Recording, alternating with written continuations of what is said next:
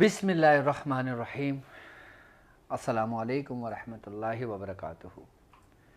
میں اپنے تمام معزز اپنے ہم سفر ساتھیوں کو، اپنے تمام پیر بھائیوں کو، اپنے تمام مریدین کو، اپنے تمام شاگردوں کو، اور جو لوگ میرے ساتھ اس روحانی سفر میں شامل ہیں ان تمام لوگوں کو، اور وہ لوگ جو قدم بقدم شانہ بشانہ میرے ساتھ پہلے دن سے چل رہے ہیں ان تمام لوگوں کو، اور وہ لوگ جو کسی بھی سلاسل سے تعلق رکھتے ہوں، کسی بھی خانوادے سے جڑے ہوئے ہوں، علم کی تلاش میں، عملیات کو سیکھنے کے لیے، روحانیت کو جاننے کے لیے، ہمارے سلاسل کی تعلیمات اور ذکر و اذکار حاصل کرنے کے لیے ہمارے ساتھ جڑے ہیں، میں ان تمام لوگوں کو جو عام لوگ ہیں، جو کسی نہ کسی معاملات میں پریشان ہیں، وہ گرفتار ہیں کسی مصائب میں اور ان کا حل ان کو نہیں مل رہا ہو، چاہے وہ جسمانی امراض ہوں، چاہے وہ روحانی امراض ہوں، اس کے حل کے لیے وہ ہمارے ساتھ جڑے ہیں، میں ان تمام لوگوں کو اپنے خاندان قادریہ، سلسلہ سہروردیہ، چشتیہ، قلندریہ، ابوالعلائیہ، جہانگیریہ، حسنیہ، عثمانیہ، طارقیہ، شاذلیہ میں ایک بار پھر کامیاب رمضان کے سیزن 3 ایپیسوڈ 8 میں آپ کو خوش آمدید کہتا ہوں، اور یہ بھی امید کرتا ہوں کہ آپ تمام لوگ خیریت سے ہوں گے، اور الحمدللہ ہمارا یہ کامیابی کا سفر اپنی منزل کی طرف آگے بڑھ رہا ہے، اور جوں جوں ہمارا وقت گزر رہا ہے ہم ماہ رمضان المبارک کی برکتوں کے ساتھ ساتھ اپنے سلاسل کی تعلیمات اور قرآن کی جو آیات کہ جس کے بارے میں ہمارے بزرگان دین نے تعلیم فرمایا ہے، اپنے دنیاوی مقاصد کے لیے، اپنے روحانی مقاصد کے لیے، اور اس کے جو طریقہ کار بتائے ہیں، ہم الحمدللہ اس کے بھی خزانے اپنے دامن میں سمیٹے ہوئے اپنے منزل کی طرف آگے بڑھ رہے ہیں۔ یقیناً آج کی جو ہماری ٹرانسمیشن ہے، آج کی جو ہماری محفل ہے، میں اپنے تمام شاگردوں کو ایک بات سمجھانا چاہتا ہوں کہ آج کی جدید سائنس جس معاملات پر بحث کرتی ہوئی نظر آتی ہے، اور آج کی سائنس اس چیز کو تسلیم کرتی ہے کہ زمین اور آسمان کہ ان کے پورٹل بھی موجود ہیں، ڈائمنشن بھی موجود ہے، یعنی کہ عالم بھی موجود ہے، پورٹل یعنی دروازے بھی موجود ہیں، اس پہ وہ مزید ریسرچ کر رہے ہیں۔ وہ جس چیز پر ریسرچ کر رہے ہیں، ہمارے آقا دو جہاں سرکار دو عالم صلی اللہ علیہ وآلہ وسلم نے ہمیں 1400 سال پہلے ان تمام علوم کے بارے میں ہمیں بخوبی بتا دیا۔ ہمارے بزرگان دین اس کے بارے میں کیا کہتے ہیں، پورٹل بیسیکلی ہے کیا، ڈائمنشن ہے کیا، کیا روحانیت کی دنیا میں صرف عالم ناسوت ہے، کیا عالم جبروت ہے، کیا عالم لاہوت ہے، کیا عالم ملکوت ہے، کیا عالم ہاہوت ہے؟ ہم صرف اس کے بارے میں جانتے ہیں، ہم نام جانتے ہیں، اس کا مطلب جانتے ہیں، اس کے بارے میں ہمیں بزرگوں نے بتایا ہے۔ ہم سب کچھ جانتے ہیں، کیا ہم نے مشاہدہ کیا؟ یقیناً جو شخص جانتا ہے وہ مشاہدے کے قریب ہوتا ہے۔ یہ وہ ڈائمنشن ہے کہ جو روحانی ڈائمنشن ہے۔ اب روحانی ڈائمنشن کو سمجھنے کے لیے ہمیں پہلے ظاہری ڈائمنشن کو سمجھنا ضروری ہے۔ اب ظاہری ڈائمنشن کیا ہے؟ روحانی ڈائمنشن تو وہ ہے نا کہ جو ہم روحانیت کے ذریعے بتاتے ہیں، لیکن ایک بتانا اور ایک دکھانا، ایک ہے روحانی ڈائمنشن، ایک ہے روحانی پورٹل یعنی کہ روحانی دروازے، اور ایک ہے ظاہری، جس کے بارے میں مولا کائنات حضرت علی رضی اللہ تعالیٰ عنہ کو فرمانے کہ میں زمینوں سے زیادہ آسمانوں کے راستے جانتا ہوں۔ آپ نے فرمایا کہ مجھے افسوس صرف اس بات پر ہے کہ مجھ سے اتنا لوگوں نے نہیں پوچھا جتنا میں جانتا تھا. تو یقیناً جن لوگوں نے مولائے کائنات سے جانا اور پھر اس کو آگے پھیلایا وہ بزرگان دین ہیں. تو مولائے کائنات سے کیا جانا اور قرآن کیا کہتا ہے, قرآن ڈائمنشن کے بارے میں کیا کہتا ہے, قرآن پورٹل کے بارے میں کیا کہتا ہے. ہم اس کا آغاز قرآن کی ایک آیت سے کریں گے کہ جو عام لوگوں کے لیے ایکسس ہے, ایک پورٹل ہے کہ جس کے ذریعے وہ دوسرے ڈائمنشن میں داخل ہوتا ہے. عام لوگوں کے لیے, وہ لوگ کہ جو روحانی سفر کے ہم سفر مسافر ہیں. اب یقیناً ہم اگر کسی چیز پہ ریاضت کر رہے ہیں, محنت کر رہے ہیں, پڑھ رہے ہیں, تو پھر ہم وہ سفر کیوں نہیں کر رہے جس کا سفر قرآن میں ذکر ہے, کہ جس رستے کا قرآن نے بتایا ہے, کہ جس رستے کا ایکسس اللہ کے خاص بندوں کے پاس ہے, کہ جن کا ایکسس اللہ کے خاص بندوں نے اپنے عام بندوں کو تعلیم کیا ہے.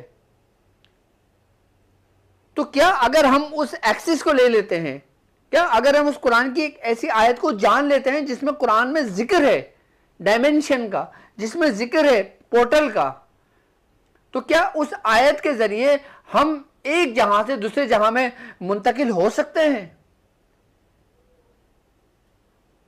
کیا ہم اپنا سفر ایک جگہ سے دوسری جگہ کر سکتے ہیں؟ تو کیا ہم صرف جادو جنات کے لیے رہ گئے ہیں؟ تو کیا ہم صرف جادو کا اتارا کرنے کے لیے رہ گئے ہیں؟ کیا ہم جو کچھ اتنی محنت کر رہے ہیں کیا کسی کا نظر بد اتارنے کے لیے کر رہے ہیں؟ کیا کتابی گنڈوں کے لیے کر رہے ہیں؟ تو اصل مقصد کیا ہے روحانیت؟ میں اس وقت عملیات کی بات نہیں, میں اس وقت روحانیت کی بات کر رہا ہوں, روحانیت کی دنیا کی بات کر رہا ہوں. تو روحانیت کی دنیا میں وہ اللہ کے بندوں کا جو راز, جو اللہ تبارک و تعالیٰ نے اپنا راز ان بندوں کو تعلیم کیا ہے, وہ کون سی قرآن کی ایک ایسی آیت ہے جس میں وہ پوشیدہ ہے, کہ جس آیت کے ذریعے ہمیں پورٹل دکھتا ہے, کہ جس آیت کے ذریعے ہمیں دوسرے ڈائمنشن دکھتے ہیں, کہ اس آیت کو اگر خاص طریقے سے پڑھا جائے تو اللہ تبارک و تعالیٰ اس کا ایکسس اس بندے کو عطا کرتا ہے کہ جو دوسرے ڈائمنشن میں جانا چاہتا ہے. اب اس ڈائمنشن, وہ ڈائمنشن کیا ہے, وہ پورٹل کیا ہے, یعنی کہ وہ دروازہ کیا ہے؟ کیا ہم اپنے وجود کے ساتھ سفر کر سکتے ہیں؟ کیا ہم اپنے روح کے ساتھ سفر کر سکتے ہیں؟ کیا ہم خواب کی حالت میں کر سکتے ہیں؟ کیا ہم صرف مشاہدے بیان کرنے کے لیے رہ گئے ہیں؟ کیا ہم لوگوں کو صرف خواب بتانے کے لیے رہ گئے ہیں؟ اصل روحانیت یہ نہیں ہے. اصل روحانیت تو روحانیت کا سفر ہے. اصل تو روحانی سفر کی ایک اہمیت ہے.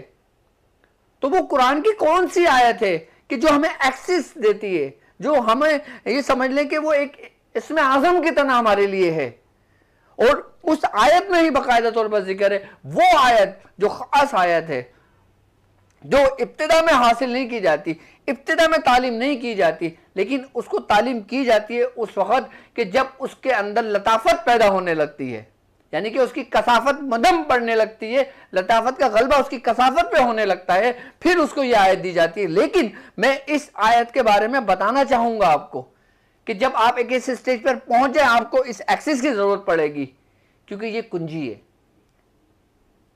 وہ کون سی قرآن کی آیت ہے جو ہمارا روحانی سفر طے کرنے میں اور ہم اپنا سفر کرنے میں ایک ڈائمنشن دوسرے ڈائمنشن میں فزیکلی اپنے باڈی کے ساتھ ایک منتقل ہوتے ہیں, جس کا ذکر قرآن میں ہے. اللہ تبارک تعالیٰ سورہ الرحمن میں کہتا ہے آیت نمبر 33 میں, یا معاشر الجن والانس استطعتم ان تنفذوا من اقطار السماوات والارض فانفذوا لا تنفذون الا بسلطان. یہ قرآن کی ایک ایسی آیت ہے جو حقیقت ظاہر کرتی ہے. اللہ تبارک تعالیٰ کہتا ہے کہ اے جن و انس, اگر تم طاقت رکھتے ہو, اگر تم سے ہو سکے زمین اور آسمانوں کے کناروں سے نکل جاؤ تو تم نکل جاؤ. تم جہاں بھی جاؤ گے اس رب ہی کی سلطنت ہے, اس رب ہی کی حکومت ہے, اس رب ہی کی قدرت ہے. اب اللہ تبارک و تعالیٰ نے تمہیں بتا دیا کہ زمین اور آسمان کے کناروں سے نکل جاؤ. اب زمین اور آسمان کے کناروں سے کیا مراد ہے؟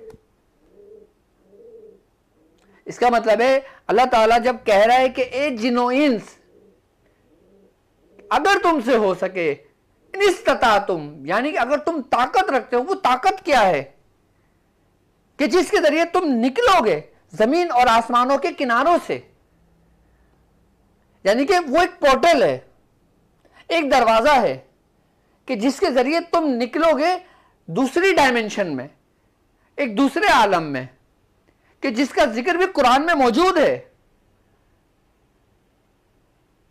कि जिसका जिक्र कुरान में मौजूद है। कुरान की हर आयत हक है। हम सिर्फ कुरान को सवाब के लिए पढ़ते हैं, सवाब तो हमें मिलना ही मिलना है, लेकिन हम अगर गौर व फिक्र करें तो इस कुरान ने हमें हर एक वो चीज बताई है कि डायमेंशन कहां कहां इस पॉइंट पर मौजूद हैं कि जिसके जरिए हम सफर कर सकते हैं। अब आ जाते हैं, ये आयत खास याद रखना।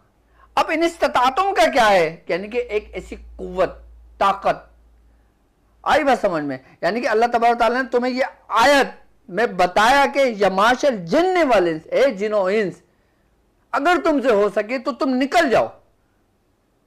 किसके जरिए? ताकत के जरिए। अब वो बुजुर्गान दिन फरमाते हैं वो ताकत क्या है, उसके बारे में मैं आपको बताता हूं। और सबसे पहले मैं आपको बताता हूं कि जमीन और आसमान से क्या मुराद है।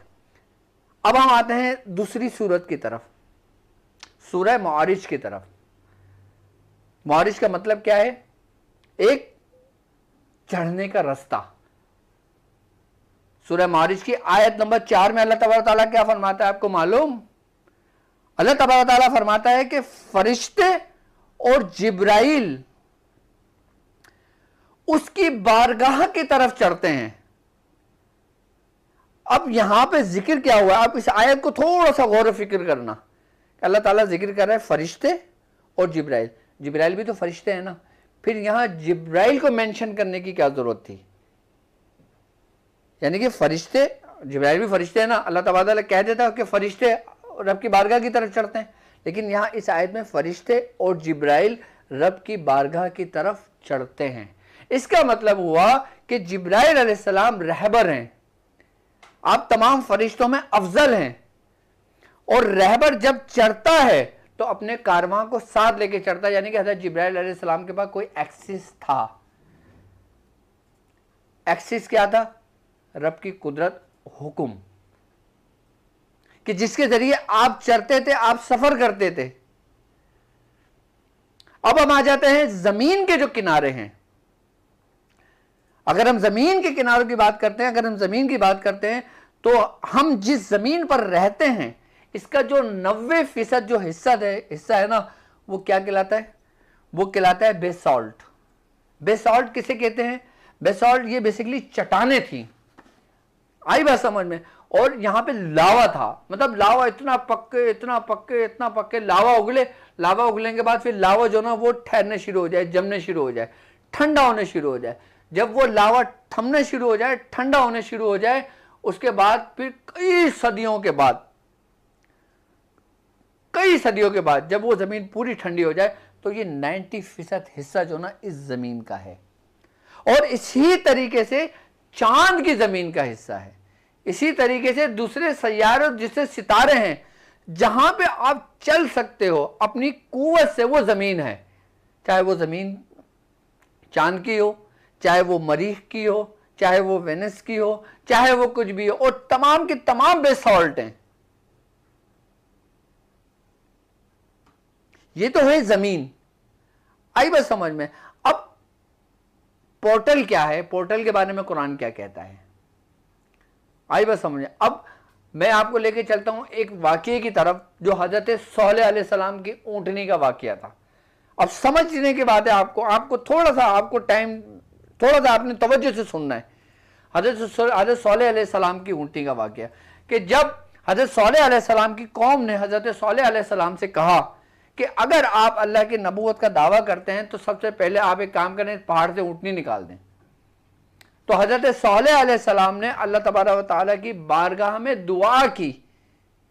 तो जब आपने दुआ की तो जो पहाड़ था वो शक हुआ, यानी कि पहाड़ 2 हिस्सों में तकसीम हुआ। वहां से हामला ऊंटनी बाहर निकली।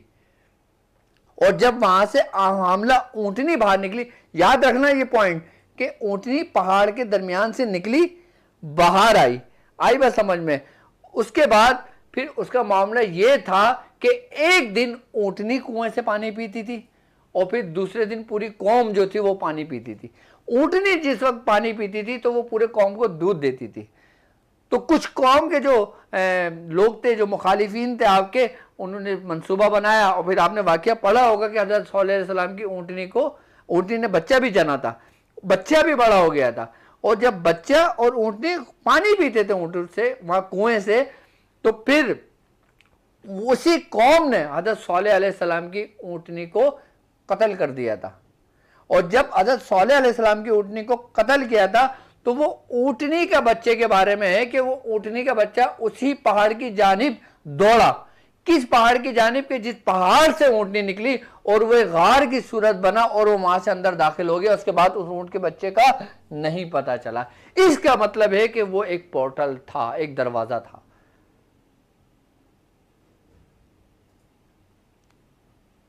کہ وہ ایک پورٹل تھا کہ جہاں سے اونٹنی آئی اور پھر وہ بچہ اسی جانب دوڑا اور پھر وہ ایک غار میں بنا اور وہ چلا گیا.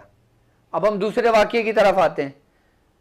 دوسرا واقعہ حضرت موسیٰ علیہ السلام اور حضرت شمعون علیہ السلام کا، کہ جب آپ کو حکم ہوا کہ تم یہ بھنی ہوئی مچھلی لے کر جاؤ اور جس جگہ پہ یہ مچھلی زندہ ہو جائے وہاں پہ تمہیں حضرت خضر علیہ السلام ملیں گے. تو آپ اور شمعون نے اپنے سفر طے کیا، بھنی ہوئی مچھلی لے گئے، آپ کی آنکھ لگ گئی. حضرت شمعون علیہ السلام کیا اٹھتے ہیں، دیکھتے ہیں کہ وہ مچھلی زندہ ہوئی، اور زندہ ہونے کے بعد اس نے سمندر کے اندر، جہاں دو سمندر آپس میں ملتے ہیں، سمندر کے اندر اس نے سرنگ بنائی. اب دیکھو سمندر میں ڈوبا جاتا ہے، سمندر میں کوئی چیز چھوڑتے ہیں تو ڈوبتا ہے وہ. اگر مچھلی جائے گی تو مچھلی سرنگ نہیں بنائے گی، لیکن کیا ہے کہ مچھلی نے سرنگ بنائی اور سرنگ بنا کے وہ چلی گئی. یعنی کہ مچھلی جو سرنگ کے ذریعے داخل ہوئی وہ ایکسس تھا، وہ ایک پورٹل تھا. اب جب حضرت موسیٰ علیہ السلام اٹھے، آپ نے اپنا سفر کیا، آپ آگے کی طرف چل دیے. جب آپ کو رستے میں بھوک لگی، آپ نے حضرت شمعون علیہ السلام سے کہا کہ وہ بھنی ہوئی مچھلی کھائیں. آپ نے فرمایا وہ تو ایسا واقعہ ہوا کہ وہ مچھلی زندہ ہوئی اور اس نے اس میں سرنگ بنائی اور وہ چلی گئی. تو حضرت موسیٰ علیہ السلام پھر دوبارہ لوٹے، اپنے قدم قدم دیکھتے اس جگہ لوٹے جہاں پہ ان کو پہنچنا تھا، جہاں پہ حضرت خضر علیہ السلام موجود تھے. آپ دوبارہ وہاں پہ پہنچ گئے. آپ دوبارہ یہ میں اس وقت اس پورٹل کی بات کر رہا ہوں جو انتہائی درجے کی روحانیت کے پورٹل تھے، جو ہر کسی کو نصیب نہیں ہوتے اور نہ ہوں گے. پھر ہم عام پورٹل کے پاس آئیں گے. آئی بات سمجھ میں؟ پھر اب حضرت موسیٰ علیہ السلام دوبارہ جانب آئے اور پھر وہ ہو گیا. اب تیسرا واقعہ کیا ہے؟ تیسرا واقعہ ہے حضرت ذوالقرنین علیہ السلام کا، حضرت ذوالقرنین رضی اللہ تعالیٰ عنہ کا. حضرت ذوالقرنین کا کیا؟ اسرائیلیوں میں ایک روایت ہے کہ اسرائیلی کہتے ہیں کہ حضرت ذوالقرنین جو تھے نا، وہ اپنا گھوڑا سریا میں باندھا کرتے تھے، اور سریا زمین سے کوسوں میل دور ہے. کیسے ممکن ہے کہ رہنے والا شخص زمین پر رہتا ہو اور اپنا گھوڑا سریا میں باندھتا ہو؟ تو اس کا مطلب ہے آپ کے پاس کوئی ایکسس تھا. اب قرآن آپ کے ایک واقعے کو ذکر کرتا ہے حضرت ذوالقرنین علیہ السلام کا، حضرت ذوالقرنین کا، کہ قرآن کہتا ہے کہ فَاتَّبَعَ سَبَبًا، یعنی کہ وہ چلا اور اس سرزمین پر پہنچا کہ جہاں پہ کالا پانی تھا، یعنی کہ کیچڑ جیسے دلدل ہوتے ہیں نا، اور وہاں پہ سورج کو غروب ہوتے ہوئے دیکھا. اور وہاں پہ کچھ قوم ظاہر ہوئی کہ جن کو سمجھنے میں حضرت ذوالقرنین کو بڑی پریشانی ہوئی، بڑی مشکلات پیش آئیں. اور پھر اس قوم نے حضرت ذوالقرنین سے کہا کہ یہاں پر ایک ایسی قوم موجود ہے کہ جو ہمارے حلقے میں داخل ہوتی ہے اور یہاں پہ بڑی تباہی مچاتی ہے، تو آپ ان سے بچاؤ کے لیے ہمارے درمیان ایک سدہ بنا دو، یعنی کہ ایک دیوار بنا دو. کس نے کہا؟ اس قوم نے. کس کو کہا؟ حضرت ذوالقرنین کو. تو حضرت ذوالقرنین نے کیا کہا تھا؟ حضرت ذوالقرنین نے کہا تھا میں سدہ نہیں بلکہ ردمہ بناؤں گا. سدہ کہتے ہیں دیوار کو. آپ نے کیا فرمایا کہ میں سدہ نہیں بلکہ ردمہ بناؤں گا. اب ردمہ وہ ایک خاص قوت، ایک خاص چیز کے ذریعے ملا کے بنائی. یعنی کہ ایک ایسی بنیاد آپ نے اٹھائی کہ جو دو عظیم قوموں کے ذریعے ایک حجاب اور ایک رکاوٹ بن گئی. اور پھر اس کے بارے میں حدیث میں کیا ملتا ہے، میں حدیث کا ایک جز بتا دیتا ہوں، مفہوم بتا دیتا ہوں یاجوج ماجوج کی قوم کا، کہ وہ جو ردمہ حضرت ذوالقرنین نے جو بنایا تھا، کہ اس کے بارے میں حدیث میں ہمیں ملتا ہے نا کہ جو یاجوج ماجوج ہے وہ اپنی سے چاٹتے ہیں اس دیوار کو، اس ردمہ کو چاٹتے ہیں، اور جب وہ چاٹتے اتنا چاٹ دیتے ہیں جب وہ انڈے کی چھلکے کی طرح ہو جاتا ہے، اس کے بعد وہ لوگ سو جاتے ہیں، اور پھر جب صبح سو کر اٹھتے ہیں تو وہ دیوار پھر اسی کے مانند ہو جاتی ہے، وہ دیوار اسی کے مانند ہو جاتی ہے. اور ایک دن کہ وہ انشاءاللہ کہیں گے، اور پھر دوسرے دن جہاں سے کام چھوڑا تھا وہیں پر آئیں گے، اور پھر جب وہ انڈے کی چھلکے کے برابر ان کو پائیں گے، جب وہ دیوار کو چاٹیں گے تو پھر وہاں اس پورٹل سے نکل جائیں گے، پھر وہ زمین پر شر پھیلائیں گے.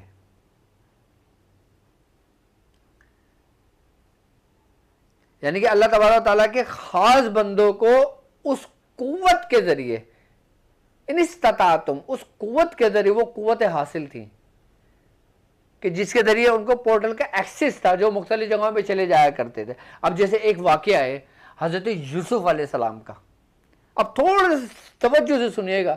حضرت یوسف علیہ السلام کا ایک واقعہ کہ جب حضرت یوسف علیہ السلام کو ان کے بھائیوں نے کنویں میں پھینکا تو حضرت جبرائیل کا حکم ہوا، اور جبرائیل کہاں تھے؟ 7ویں آسمان پر. وہاں پہ حضرت یوسف علیہ السلام کو پھینکا گیا. اللہ تبارک و تعالیٰ نے حضرت جبرائیل کو حکم دیا، حضرت جبرائیل اسی وقت اس جگہ پہ جہاں پہ حضرت یوسف علیہ السلام کنویں میں گرے تو حضرت جبرائیل علیہ السلام نے اپنے ان کو ہاتھوں میں زمین پہ گرنے سے پہلے تھام لیا. یعنی کہ جب حضرت جبرائیل کو حکم ہوا آپ 7ویں آسمان پہ تھے، یعنی کہ اللہ تعالیٰ کی قوت سے آپ کو ایک ایسا ایکسس حاصل تھا جس پورٹل کے ذریعے آپ اسی وقت اس وہاں پہ داخل ہو گئے، وہ پورٹل آپ کے لیے کھول دیا گیا جہاں پہ حضرت یوسف علیہ السلام گر رہے تھے، آپ کو فوراً اپنے ہاتھوں میں لے لیا.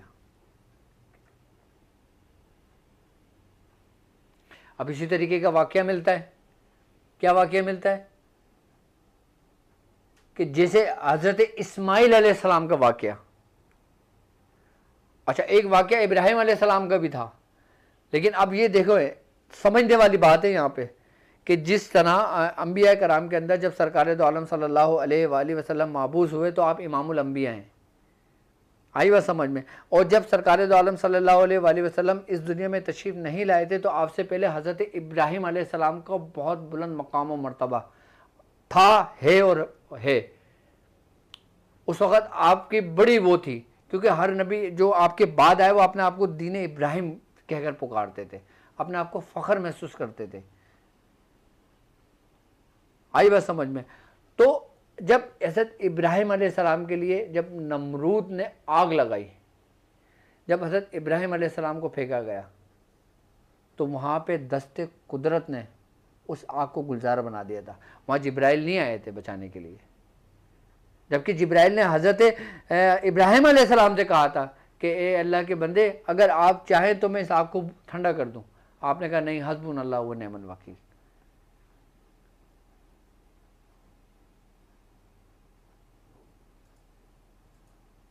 تو آپ کو خلیل اللہ کا خطاب دیا گیا. اور جب اسماعیل علیہ السلام کا معاملہ آیا تو حضرت جبرائیل کو حکم ہوا کہ جبرائیل جنت میں جاؤ، ایک مینڈا لو اور اس کو اس کی جگہ، حضرت اسماعیل کی جگہ اس مینڈے کو ذبح کرو اللہ کی راہ میں.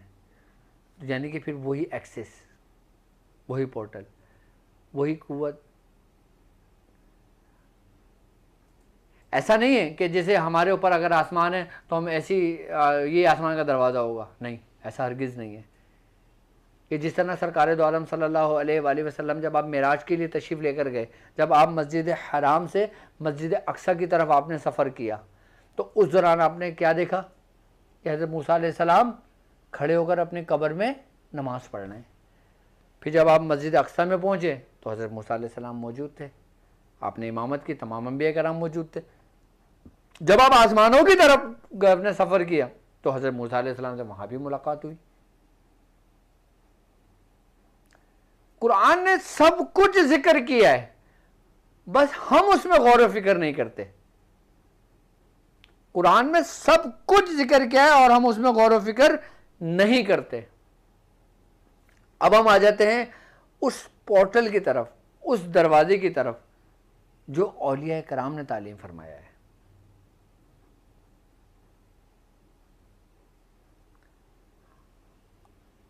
اب ایک مرید ہے, ایک شخص ہے, وہ اس کو تعلیم دی جاتی ہے کسی صورت کی, تعلیم دی جاتی ہے کسی آیت کی, آئی بات سمجھ میں.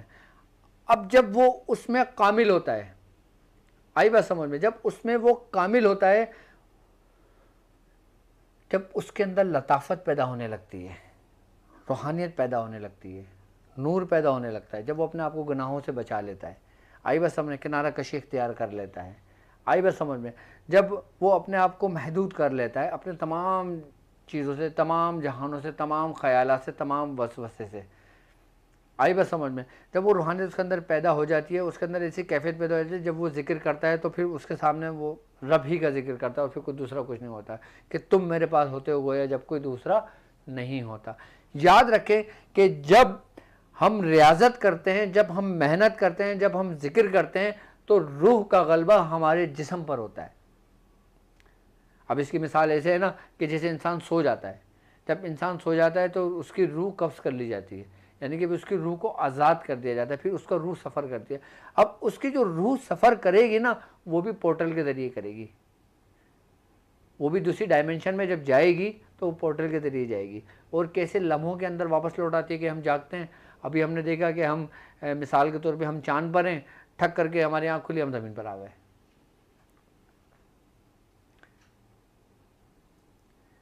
جب انسان ریاضت کرتا ہے, جب انسان محنت کرتا ہے نا, تو پھر جب وہ ایک ایسے مقام پر پہنچتا ہے تو پھر اس کو یہ آیت تعلیم کی جاتی ہے سورہ رحمان کی. اور اس آیت کے بارے میں ہے کہ جب انسان یہ آیت پڑھتا ہے تو اس کا مطلب یہ ہوا کہ وہ یہ جاننا چاہتا ہے, وہ سفر کرنا چاہتا ہے, وہ زمین اور آسمانوں کے جو کنارے ہیں, جو دوسرے ڈائمنشن ہیں, تو وہ اللہ تبارک و تعالیٰ کی وہ قدرت دیکھنا چاہتا ہے, وہ اللہ تبارک و تعالیٰ کی قدرت دیکھنا چاہتا ہے, وہ عالمین دیکھنا چاہتا ہے. یعنی کہ اگر بزرگوں نے اگر آپ کو اس چیز کی اجازت دی ہے تو اس کا مطلب یہ ہوا کہ آپ کا وقت اب جو شروع ہوا ہے نا وہ سفر کا شروع ہوا ہے. پھر جب آپ اس آیت کو ایک خاص ترتیب اور طریقے سے پڑھنے لگتے ہو تو پھر ہمارے جسم کے اندر ایک ایسی کیفیت ہوتی ہے کہ ایسی صلاحیت پیدا ہونے لگتی ہے. کیونکہ یاد رکھو کہ حدیث میں ہے نا کہ وہ انشاءاللہ کہیں گے وہ پورٹل کھل جائے گا, یعنی کہ ان کے لیے جو وہ انشاءاللہ ہے نا وہ اس کی کنجی ہے. اسی طریقے سے اگر آپ اپنے پورٹل کھولنا چاہتے ہیں, اپنی روحانیت کے دروازے کھولنا چاہتے ہیں, دوسری ڈائمنشن کے دروازے کھولنا چاہتے ہیں, تو یہ آیت آپ کے لیے اسم اعظم کے مانند ہے. کیونکہ بغیر اسم اعظم کے, بغیر کلام الہی کے, بغیر رب کے فضل سے آپ کسی بھی ڈائمنشن میں سفر نہیں کر سکتے. جو کچھ بھی سفر کرتے ہو آپ اس کی عطا سے کرتے ہو. اور یاد رکھنا کہ آپ کا جو رہنما ہے, آپ کا جو رہبر ہے, وہ آپ کے ایک ایک کر کے پورٹل کھولتا ہے, وہ آپ کو رب کی طرف بھی لے کر جاتا ہے, سرکار دو عالم صلی اللہ علیہ وآلہ وسلم کی بارگاہ کی طرف بھی لے کر جاتا ہے, وہ آپ کو حضرت سیدنا شیخ عبد القادر جیلانی رضی اللہ تعالیٰ عنہ کے دربار میں بھی لے کر جاتا ہے. اب مجھے ایک واقعہ یاد آتا ہے ہمارے دادا کا, جن کا نام تھا شاہ محمد حسن, بھیسوڑی شریف میں. آپ کا ایک واقعہ تھا کہ ان کے مرید, پہلے وہ گھوڑا گاڑی ٹانگا چلتا تھا نا تو اس میں وہ سفر کرتے تھے, تو وہ ایک جنگل سے گزر رہے تھے, تو ہوا یہ کہ چلتے چلتے چلتے ان کے مرید اس کے اندر بیٹھے ہوئے تھے. کس کے اندر؟ وہ جو ٹانگا تھا, جو گھوڑا گاڑی تھی, اس کے اندر بیٹھے ہوئے تھے, پورا بند تھا. تو کہتے ہیں کہ اس کا نا ایک پہیہ جو تھا نا وہ نکل گیا تھا. اب جب پہیہ نکلا تھا تو گاڑی چلی رہی تھی, تو ان کو ہلکا سا جھٹکا لگا نا. جو ہمارے دادا کے مرید تھیں, انہوں نے جب دروازے سے دیکھا تو وہ کیا دیکھتے ہیں, ہمارے جو دادا نا شاہ محمد حسن, ان کے کندھے پہ نا وہی جس میں وہ ٹائر لگتا ہے، ان کا جو راڈ ہے نا وہ ان کے کندھے پر ہے لکڑی، اور وہ چل رہے ہیں. تو اچھا اس وقت تک وہ مرید نہیں ہوئی تھی ان کے، لیکن مرید کا واقعہ اس وقت تک وہ مرید نہیں ہوئی تھی جب تک یہ واقعہ انہوں نے دیکھا ان بزرگ کو دیکھا، انہوں نے ایک دم دروازہ بند کر دیا، وہ خوف میں آ گئیں، ڈر گئیں. خیر وہ سفر چلتا رہا. جب سفر پہنچے ایک جگہ پر، جب وہ گاڑی کھڑی ہوئی تو گاڑی ایک طرف لڑک گئی. جب وہ گاڑی کا اسپیڈ تھوڑی کم ہوئی، جب وہ گاڑی لڑک گئی تو پھر انہوں نے خاموشی اختیار کر، انہوں نے دیکھا انہوں بڑے شیشو پن میں تھے. جب وہ بھینسوڑی شریف آئے، جب ان پر نظر پڑی تو انہوں نے پہچان لیا یہ وہی تو ہیں کہ جنہوں نے ہماری رہنمائی کری تھی، جنہوں نے ہمیں حادثے سے بچایا تھا بڑے، ورنہ شاید جس رفتار میں وہ گھوڑا تھا تو شاید ہم لوگ نہ بچتے. یہ بزرگوں کی کرامتیں موجود ہیں، ایسے بہت سے واقعات موجود ہیں. اب جیسے واقعات آپ دیکھتے ہیں نا تاریخ کی کتابوں میں ہمیں ملتا ہے کہ ایک بزرگ کو 70 دفعہ دیکھا گیا، مختلف جگہوں پر دیکھا گیا، کہ ایک بزرگ ہندوستان میں بھی موجود ہیں، وہ بزرگ حج بھی کر رہے ہیں. ایک بزرگ ہندوستان میں موجود ہیں، وہ دوسرے ممالک میں بھی ان کو دیکھا گیا. تو یہ کیا تھا؟ اب ہم کہیں گے کہ روحانیت تھی، روحانیت کا سفر تھا، لیکن کیسے ممکن ہوا؟ یہ اسی پورٹل کے ذریعے. اب ان بزرگوں جتنے بھی اولیاء کرام گزرے ہیں، جتنے بھی مریدین گزرے ہیں، جتنے بھی پرانے عظام گزرے ہیں، ان کو جو کچھ بھی تعلیم کیا جاتا ہے نا وہ ان کا پورٹل کا ایکسس بن جاتا ہے. اگر کوئی سورہ قریش پڑھتا ہے، جب وہ ایک ایسے مقام پر آتا ہے تو اس کو پھر بتایا جاتا ہے کہ اب تم نے کس جگہ کس طرح سے داخل ہونا ہے. روحانی سفر صرف یہی نہیں کہ آپ لوگ میرے ساتھ ذکر کر رہے ہیں تو آپ چل رہے ہیں، آپ میرے ساتھ سورہ قریش پڑھ رہے ہیں تو میرے ساتھ قافلہ چل رہا ہے. یہ تو ایک راستہ ہے. ابھی تو ہم نے اس سفر کے اندر ہم لوگ شامل ہوئے ہیں. اب جب ہم اس سفر میں شامل ہوئے ہیں، سارا ہمارا ایک کارواں بنا ہے، ابھی تو کارواں تیار ہوا ہے، ابھی ہم جو ذکر کر رہے ہیں ہم اس راستے پہ چلنے کی تیاری کر رہے ہیں. اب جب ہم ایک راستے پہ چل کر ایک پورٹل پہ پہنچتے ہیں، اصل سفر وہاں سے شروع ہوتا ہے جب وہ پورٹل آپ کے لیے کھلتا ہے. اب وہ پورٹل کن لوگوں کے لیے کھلتا ہے؟ جو محبت رکھتے ہیں. کن لوگوں کے لیے کھلتا ہے؟ جو عقیدت رکھتے ہیں. کن لوگوں کے لیے کھلتا ہے؟ جو اپنا ذکر اپنے فکر کے ساتھ کرتے ہیں. کن لوگوں کے لیے کھلتا ہے؟ جو سب کچھ اپنے رب کے لیے کرتے ہیں. کس لیے کھلتا ہے؟ کب کھلتا ہے؟ یہ سارے آپ کی نیتوں کے اوپر ڈیپینڈ کرتا ہے. لیکن یہ آیت سورہ رحمان کی آیت نمبر 33 یا معاشر جننے والے استطاعتم، اس آیت کا جو بزرگان طریقہ فرماتے ہیں نا، آپ فرماتے ہیں کہ اس آیت کو کم سے کم اگر ہم اپنا یہ سفر طے کرنے کے بعد، لیکن اس کو پڑھنا نہیں ہے ابھی صرف لکھنا ہے آپ کو، آئی بس سمجھ میں، یہ 6000 مرتبہ روزانہ پڑھی جاتی ہے اور 60 دن تک پڑھی جاتی ہے. 6000 مرتبہ 60 دن تک پڑھی جاتی ہے، لیکن ابھی نہیں پڑھی جائے گی. آپ اس کو طریقہ کا لکھ لیں، آئی بس سمجھ میں. اور جو لوگ اس سورہ رحمان کی آیت پہ ریاضت کرنا چاہتے ہیں، اچھا اس سے دنیاوی کام بھی بہت سارے ہو سکتے ہیں. جنات کے معاملے میں یہ آیت بہت زبردست ہے، آئی بات سمجھ میں. اور یہ اپنی حفاظت کے لیے، اور وہ لوگ کہ جو لوگوں کا سفر زیادہ رہتا ہے، اب جیسے وہ لوگ کہ جو بعد میں جیسے مثال کے طور پہ ایک شخص پاکستان سے کراچی سے لاہور جاتا ہے، لاہور سے اسلام آباد جاتا ہے، اسلام آباد سے یورپ جاتا ہے، دبئی جاتا ہے، گھومتا ہے، کام کے سلسلے میں جاتا ہے، جو زیادہ تر مسافر ہوتا ہے، جو سفر میں رہتا ہے، ان لوگوں کے لیے یہ آیت کیمیا کے مانند ہے.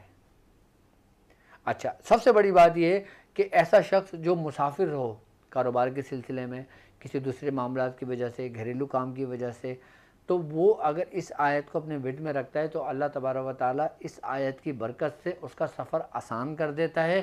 اور اس سفر میں اگر اس کے ساتھ کوئی حادثات یا کوئی مشکلات کوئی پیش آنے والی ہوں تو اللہ اس آیت پڑھنے والے کو اس آیت کی برکت سے اس مصیبت سے نکال دیتا ہے. یعنی کہ وہ حادثات ٹل جاتے ہیں، وہ مصائب ٹل جاتے ہیں.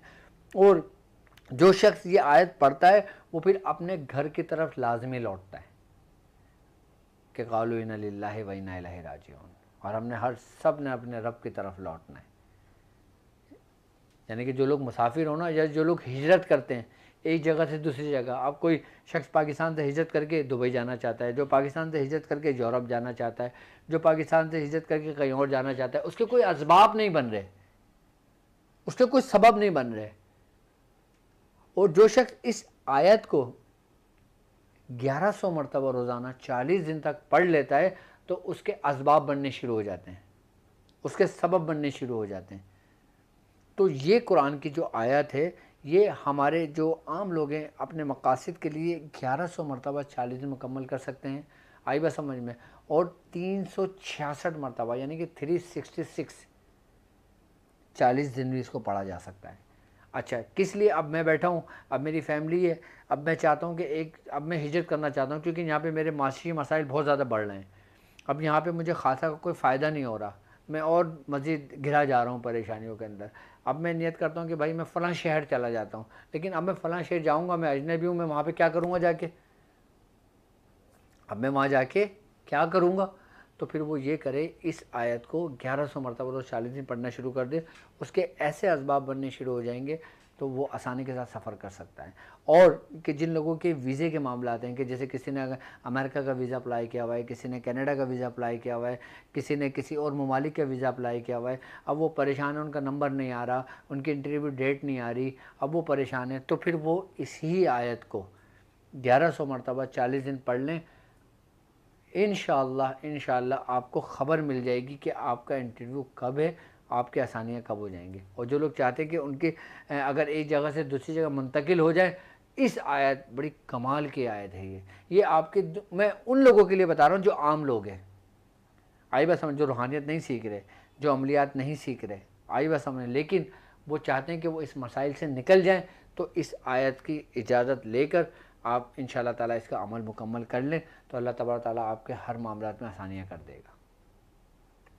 یہ عام لوگوں کے لیے، اور میرے ساتھ چلنے والے وہ خاص لوگ جو چاہیں اس آیت کو 1.25 لاکھ کرنا تو وہ 40 دن میں اس کو 1.25 لاکھ کر لیں، اور جو چاہیں اس آیت کی ریاضت کرنا تو پھر وہ اس آیت کو 3125 مرتبہ پورے سال اس کی ریاضت کر لیں، اس کے بعد 6000 مرتبہ 60 دن مکمل کر لیں گے، پھر اپنے اندر تبدیلی دیکھنا، پھر اپنے اندر معاملات دیکھنا، پھر اس پورٹل کا ایکسس آپ مجھے خود بتانا کہ ڈاکٹر صاحب آپ نے جو آیت تعلیم کی نا، کمال کی آیت تعلیم کی کہ جس نے ہمارے دنیا، جس نے ہمارے آخرت، جس نے ہمارے روحانیت کے سارے راستے کھول دیے۔ بڑے کمال کی آیت ہے، بڑے کمال کی آیت ہے یہ آیت۔ آپ یقیناً میں سمجھتا ہوں کافی لوگوں کو یاد ہوگی، جن لوگوں کو یاد نہیں ہے تو وہ اس آیت کو یاد کر لیں۔ باقی آپ کے مسائل اور ان کے حل کے لیے، ہاں ٹھیک ہے، باقی آپ کے مسائل اور ان کے حل کے لیے آپ اپنا نام، اپنی والدہ کا نام لکھے۔ اب ہمارے ذکر کا بھی ٹائم شروع ہو رہا ہے، اور آپ زیادہ سے زیادہ ذکر میں شامل ہونے کے لیے اپنے احباب کو، اپنے دوستوں کو، اپنے جتنے بھی آپ کے موبائل میں گروپس ہیں، آپ اس کا لنک شیئر کر دیں تاکہ میں کچھ ہی منٹوں بعد میں پھر ذکر کا سلسلہ شروع کروں، پھر میں انشاءاللہ ذکر کی طرف آگے بڑھوں۔ تو یہ آیت جو میرے خاص لوگ ہیں، میں نے ان کو بھی تعلیم کر دی ہے، اس آیت کے بارے میں بھی سمجھا دیا، اور پھر انشاءاللہ تعالی اللہ نے چاہا تو اس آیت کے بہت کمالات آپ اپنی آنکھوں سے دیکھیں گے۔ آپ قرآن پڑھیں، توجہ سے پڑھیں، ترجمے کے ساتھ پڑھیں،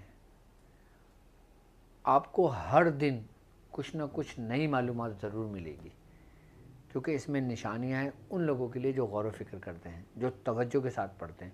اب ہم ہیں نا کہ جب رمضان آتا ہے تو ہم قرآن اٹھاتے ہیں، بس قرآن پڑھنا شروع کر دیتے ہیں روانی کے ساتھ۔ قرآن پڑھیں، اچھی بات ہے، لیکن اس کو تھوڑا سا سمجھیں بھی، آئی بس سمجھ میں۔ اور ہمارے اولیاء کرام نے، بزرگان دین نے، علماء حق نے اس کی بڑی بڑی تفسیریں بیان کی ہیں، آپ ان تفاسیر بھی پڑھیں ان بزرگوں کی، اور بہت کامل تفسیریں بزرگوں نے لکھی ہیں۔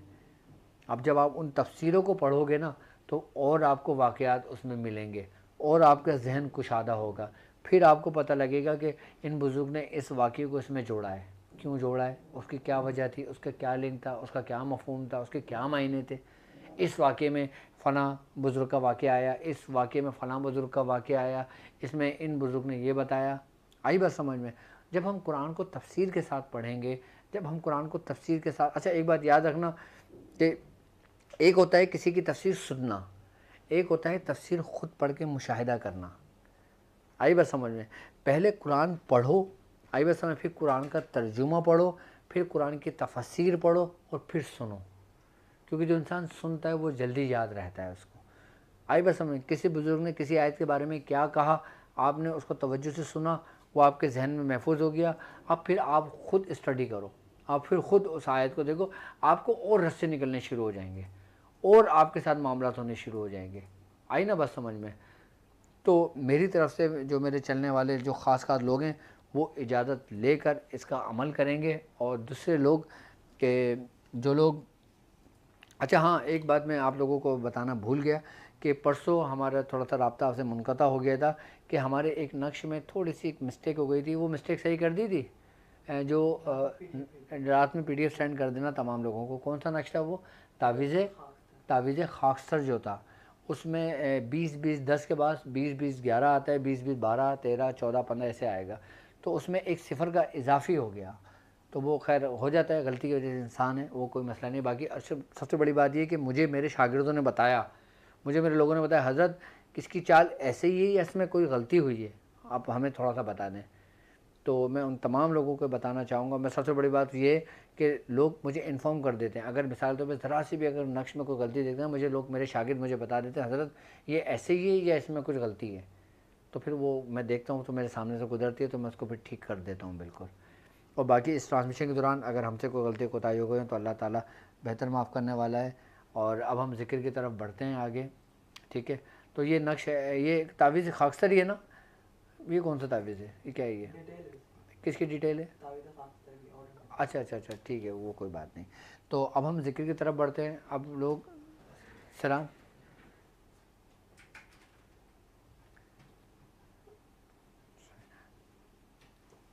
اچھا اب ایک کام کرنا, اس ذکر کو نا کنٹینیو رکھنا, اب 3 سیکنڈ کا گیپ نہیں کرنا, ٹھیک ہے. اب تسلسل رہتا ہے نا تو اس میں کیفیت بندی رہتی ہے, ٹھیک ہے. اب جب پہلا ذکر کریں گے تو ہم اللہ اسم ذات کا ہم تصور کریں گے اپنے قلب پر, آئی بات سمجھ میں. اور جب ہم دوسرا ذکر کریں گے یا حی یا اللہ کا تو ہم سبز گنبد کا ذکر تصور کریں گے. اور جب ہم تیسرا ذکر کریں گے تو ہم اپنے مرشد کا ذکر کریں گے, آئی بات سمجھ میں. اور ذکر میں میرے ساتھ جڑ جائیں, میرے ساتھ شامل ہو جائیں. اور ذکر کے میں کئی طریقے کار سمجھا چکا ہوں. آپ خالی ہاتھ رکھ کے بھی آپ اپنی توجہ سے کر سکتے ہو, آپ جھوم کر بھی کر سکتے ہو, آپ ہل کر بھی کر سکتے ہو, آپ کھڑے ہو کر بھی کر سکتے ہو. جیسے کیفیت آپ کی بنتی ہے آپ ویسی کیفیت بنا کر بھی اس کا ذکر کر سکتے ہو. چل اب ہم ذکر کی طرف آگے بڑھ جاتے ہیں. اس کے بعد پھر ہم کچھ لوگوں کی کالس لے لیں گے اور پھر جو لوگ بات کرنا چاہیں وہ بات کر سکتے ہیں, بات کر لیں گے انشاءاللہ. چلیں ہم ذکر کی طرف آگے بڑھتے ہیں. بسم اللہ الرحمن الرحیم. درود شریف پڑھ لیجئے ایک مرتبہ. صلی اللہ تعالی علی خیر خلق محمد. دعا کے لیے ہاتھ اٹھا لیں کیونکہ یہ ہمارے بڑوں کی سنت ہے, ہمارے بزرگوں کے طریقہ کار ہیں. چلو بسم اللہ الرحمن الرحیم.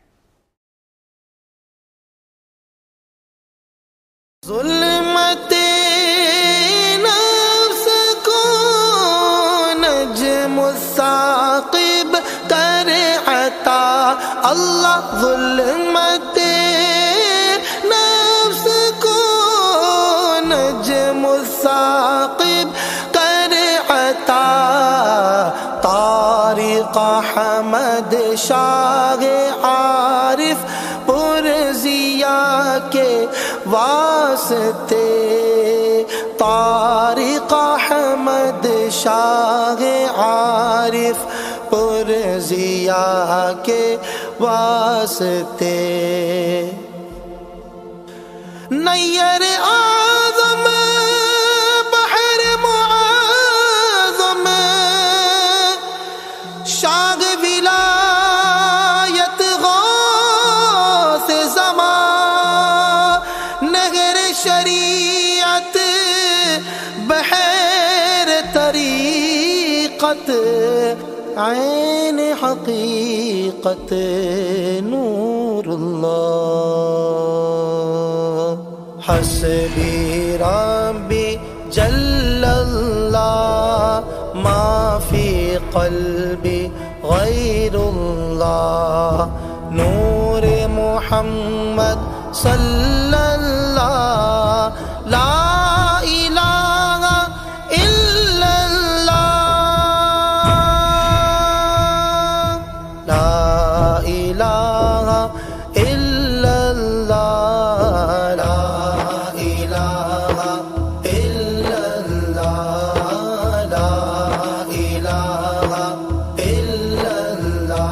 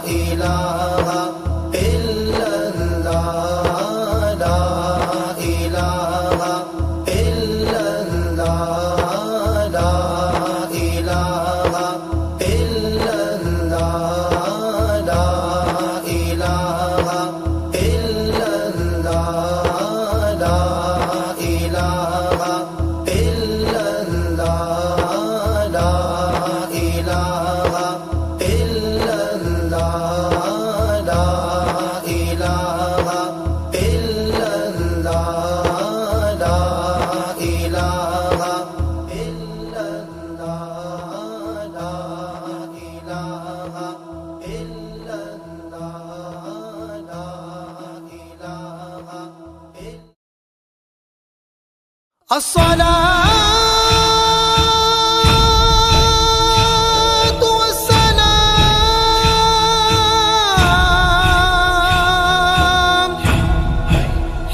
عليك يا سيدي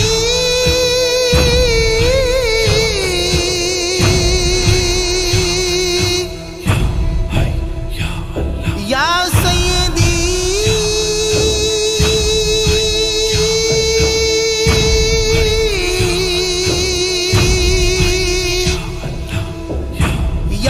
سيدي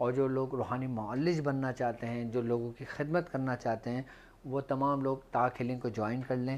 اور طاق ہیلنگ ہمارا ایک خاص کورس ہے کہ جس میں عملیات سکھائے جاتے ہیں، نقوش سکھائے جاتے ہیں، تعویذات بنانا سکھائے جاتے ہیں، اس کی بیس سکھائی جاتی ہے، اور سلاسل کی جو تعلیمات عملیات کی صورت میں ہیں وہ میں سٹیپ بائی سٹیپ اپنے تمام شاگردوں کو بتاتا ہوں، سمجھاتا ہوں، سکھاتا ہوں۔ تو جو لوگ رجسٹریشن کرنا چاہیں وہ نمبر آپ کی اسکرین پر موجود ہے، تو وہ نمبر آپ کر سکتے ہیں۔ باقی انشاءاللہ امید ہے کہ انشاءاللہ تعالی نیکسٹ اب جو آنے والا ہفتہ ہے اس کے اندر میرے تمام چاہنے والوں کے لیے خوشخبری ہے، تو ایک تحفہ ہے، تو میں وہ تحفہ، وہ خوشخبری آپ کو ضرور سناؤں گا، اور انشاءاللہ تعالی میں صرف انتظار کر رہا ہوں کہ بس وہ مجھ تک پہنچ جائے۔ جیسی مجھ تک وہ چیز پہنچ جاتی ہے تو میں انشاءاللہ تعالی میں مقصد ایک ایسے تحفے کی بات کر رہا ہوں، ایک ایسی اس کی بات کر رہا ہوں، میں ابھی نہیں بتاؤں گا، لیکن انشاءاللہ آپ کو انتظار رہے گا۔ انشاءاللہ نیکسٹ ویک میں جب وہ آئے گی منظر عام پر آپ کے سامنے، تو انشاءاللہ تعالی آپ لوگوں کو بہت پسند آئے گی وہ چیز۔ تو بس میں اب کال، جی السلام علیکم۔ وعلیکم السلام۔ پانی پلاؤ بیٹا مجھے۔ ڈاکٹر بول رہے ہیں؟ جی آپ اس وقت لائیو مجھ سے بات کر رہی ہیں اور لوگ آپ کو سن رہے ہیں، اگر آپ لائیو میں کچھ کہنا چاہتی ہیں تو بات کر لیں، اور اگر ٹرانسمیشن ختم ہونے کے بعد اپنا مسئلہ شیئر کرنا چاہتی ہیں تو آپ ٹرانسمیشن ختم ہونے کے بعد مجھ سے بات کر لیں، ٹھیک ہے؟ کتنی دیر کے بعد میں بات کروں؟ ہاں ٹرانسمیشن مطلب تقریباً آپ آفٹر 30 منٹس مجھے کال کر لیجیے گا، اوکے؟ پلیز میرے سے بات لازمی کیجیے گا، میں بہت دفعہ کال کیا لیکن۔ اوکے میری بہن، اوکے، آپ مجھے انشاءاللہ آفٹر 30 منٹ بات کر لیں۔ باقی جو لوگ مجھ سے بات کرنا چاہتے ہیں، مجھ سے کال کرنا چاہتے ہیں، تو اسکرین پر نمبر موجود ہے، آپ اپنا نام، اپنی والدہ کا نام لکھ کر آپ ہمیں شیئر کر سکتے ہیں۔ اور جو لوگ اس عمل کو کرنا چاہیں، جو آج کا خاص عمل ہے، کیا ہوا؟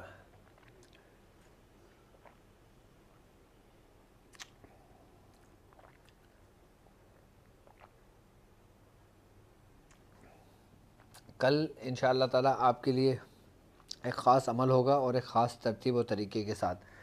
تو یا مرشد مجھے اس ذکر کی اجازت دیجیے۔ بالکل بحران بٹ صاحب، آپ نے کامنٹس کیا ہے، تو ذکر میں ظاہر سی بات ہے شامل ہوا کریں، میری طرف سے ذکر کی تو اجازت ہے، آپ ٹرانسمیشن ختم ہونے کے بعد بھی ذکر کرا کریں۔ اور باقی دوسری بات میں آپ تمام شاگردوں کو یہ بتانا چاہوں گا کہ ذکر فکر کے ساتھ کریں، توجہ کے ساتھ کریں، اہتمام کے ساتھ کریں، تو انشاءاللہ تعالی اس ذکر کی بہت برکتیں آپ سمیٹیں گے، انشاءاللہ بہت برکتیں سمیٹیں گے۔ جی السلام علیکم۔ وعلیکم السلام ڈاکٹر صاحب، کیا حال ہے؟ ٹھیک ٹھاک ہیں؟ جی کون اور کہاں سے بات کر رہے ہیں؟ الحمدللہ میں آزاد کشمیر سے بول رہا ہوں، معیوب۔ الحمدللہ الحمدللہ۔ ڈاکٹر صاحب پچھلے سال آپ نے ایک عمل تعلیم دیا تھا آیت الکرسی کا، ٹھیک ہے، 3 دن کی بھی زکات نکالی تھی اور 40 دن بھی کیا ہے، ٹھیک ہے۔ تو اب اس کا کوئی بھی طریقہ ہمیں نہیں پتا، کوئی بھی طریقہ نہیں پتا، کوئی اس کو استعمال کیسے کرنا ہے، کیا بس صرف پڑھی جا رہے ہیں ابھی تک۔ اچھا ٹھیک ہے، چلے میں انشاءاللہ تعالی آیت الکرسی کا جو میں نے عمل بتایا تھا نا، میں اس عمل کا اس ٹرانسمیشن میں دوبارہ ذکر کروں گا اور اس کے ترتیب اور اس کے طریقہ کار سکھاؤں گا، کیونکہ پچھلے رمضان کی جو ہماری ٹرانسمیشن تھی نا، ان لوگوں نے کافی عملیات کریں، تو اب میں انشاءاللہ تعالی کل کی ٹرانسمیشن میں انشاءاللہ تعالی آیت الکرسی کے جو عمل میں نے بتایا تھا نا، اس کے طریقہ کار سمجھاؤں گا، صحیح ہے؟